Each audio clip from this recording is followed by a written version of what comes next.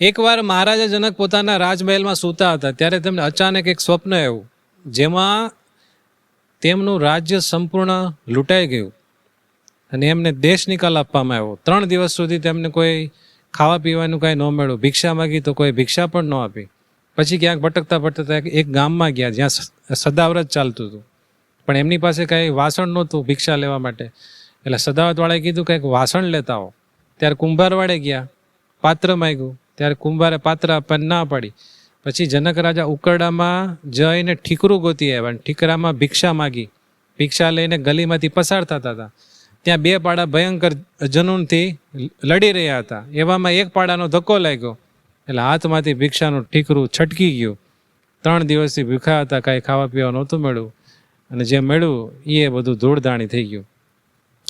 જનક આ ભયંકર દ્રશ્યથી સફાળા બેઠા થઈ ગયા.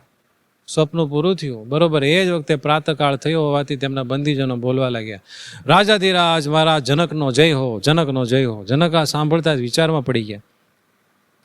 તેમણે રાજ્ય દરબારમાં વિદ્વાનો અને ઋષિઓને પ્રશ્ન પૂછ્યો કે મેં જે સ્વપ્નમાં જોયું તે સાચું કે જાગીને જોયું તે સાચું? રાજાનો પ્રશ્ન સાંભળી ગુરુ અષ્ટાવક્ર કહેવા લાગ્યા કે રાજન, તે સ્વપ્નમાં જોયું તે અસત્ય હતું, તેમ જીવન પણ 100 વર્ષનું સ્વપ્ન જ છે. માટે તું આ સ્વપ્નને સ્વપ્નવત સમજીને તારી વૃત્તિઓ પરમાત્મા સન્મુખ કર. ના વો સચ ના યે સચ, સિર્ફ એક પરમાત્મા સચ. ઊંઘનું સ્વપ્ન આંખ ખોલતા જ પૂરું થાય છે અને સંસારરૂપી સ્વપ્ન આંખ બીડતા પૂરું થાય છે. માટે આ વાસ્તવિકતાને સમજીને પ્રભુનું ભજન કરી લઈએ તો બેડો પાર થઈ જાય. જય સ્વામિનારાયણ.